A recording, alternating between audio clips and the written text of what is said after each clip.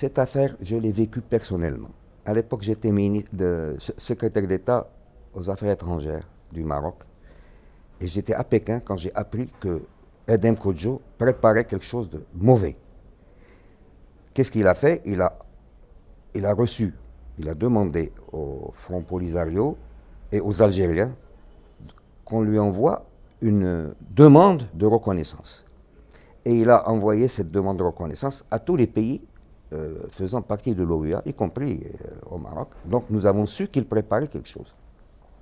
J'ai quitté Pékin, Dardar, je suis rentré à Addis Abeba où se tenait un conseil des ministres, non pas un sommet européen. Conseil des ministres qui s'occupe en principe des affaires administratives et financières et qui prépare le sommet des chefs d'État.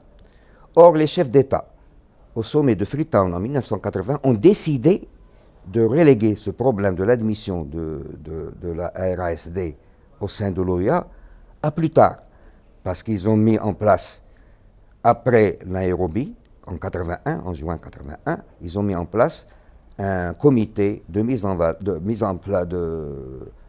d'implémentation, comme ils disent, pour mettre en place une solution pacifique, acceptable par les partis, sans qu'il y ait ni d'admission, quoi que ce soit. Donc les chefs d'État ont décidé de reporter le problème de l'admission. Or, ce monsieur, Edem Kodjo, que j'ai vu personnellement dans sa résidence à Addis Abeba, je lui ai posé la question suivante. Monsieur le secrétaire général, mon ami Edem Kodjo, mon frère Edem Kodjo, parce qu'il était tokolé, donc il était africain comme moi, je suis africain. Tu n'as pas le droit d'admettre dans cette session du Conseil des ministres un autre État.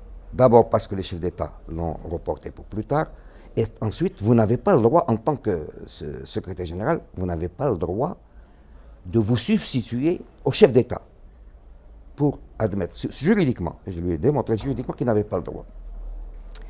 Il m'a regardé avec un air abattu. Il m'a dit, Tazi, tu veux que je perde la vie? Je lui ai dit, comment? Il m'a dit, je suis sous pression des Algériens, ils veulent me liquider si je n'admets pas l'OUA, si je n'admets pas la RASD à l'OUA pendant cette session ministérielle où j'ai les mains libres, ils vont me liquider. Alors s'il vous plaît, comprenez-moi, je ne peux pas perdre la vie pour quelque chose qui ne me concerne pas. Donc il a subi des pressions de la part des Algériens, qui étaient tout le temps présents pendant les réunions de l'OUA, à toutes les réunions, qu'elles soient ministérielles ou au sommet. C'était les Algériens qui étaient en face du Maroc, qui voulaient toujours empêcher que le Maroc recouvre son intégrité territoriale. J'en venais aux mains avec les représentants du Polisario, ou même les Algériens. On se battait aux mains dans les couloirs de l'OUA parce que c'était injuste. Nous avons travaillé d'arrache-pied pour réunir le tiers bloquant à Addis Abeba, parce que la charte était claire. S'il y a un tiers, il fallait que l'admission ait lieu avec la majorité des 2 tiers. Nous avons réussi avec nos amis africains démocrates, qui étaient les amis du Maroc, et qui connaissaient bien le problème du Sahara occidental. Ils se sont réunis autour du Maroc pour bloquer l'admission. Nous l'avons bloqué juridiquement par la loi, par la charte, en nous référant à la charte. Et les Algériens et le Polisario avaient préparé une grande fête à Addis Abeba pour fêter l'admission, mais ils n'ont jamais fait cette fête. Ils l'ont faite par la suite, en 1984, quand le Maroc est sorti de l'OUA, quand il a dit, bon, puisque vous bafouez la charte qui nous unit, eh bien nous, on ne peut pas rester avec vous dans cette écurie. Ce n'était plus une organisation internationale qui se respectait. Les Algériens ont fait bafouer l'OUA, lui ont fait bafouer sa propre charte.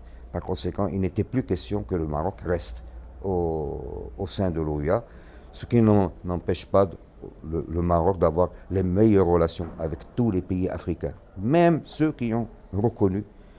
Mais il faut dire que Depuis, parmi les 26 pays africains qui avaient reconnu à l'époque et qui voulaient que l'OUA, le Polisario soit admis au sein de l'OUA, beaucoup ont retiré leur reconnaissance de la République fantoche, ce qui fait que maintenant le Maroc, grâce à sa diplomatie, pour revenir à votre question, la diplomatie marocaine, que ce soit sous l'ère de Hassan II ou sous l'ère de Mohamed VI, a joué un rôle très important pour faire admettre la solution que nous avons finalement proposée, c'est l'autonomie élargie.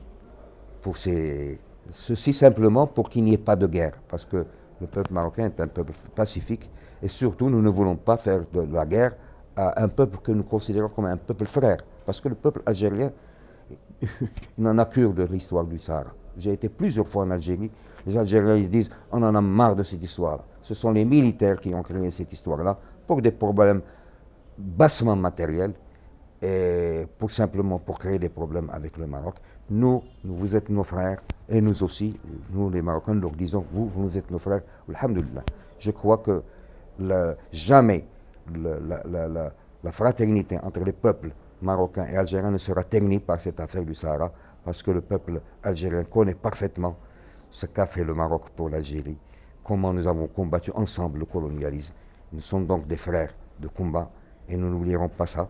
En plus de ça, nous avons la même langue, nous avons la même histoire, nous avons la même religion, nous mangeons le couscous, nous nous habillons avec le bourgogne. Nous sommes un seul et même peuple que le colonialisme a séparé. Et les tenants du pouvoir en Algérie veulent continuer, ils ont chaussé les bottes du colonialisme pour continuer à garder l'Algérie telle qu'ils l'ont hérité de la France après un coup de tête de Gaulle qui en avait marre de ce sac de scorpions.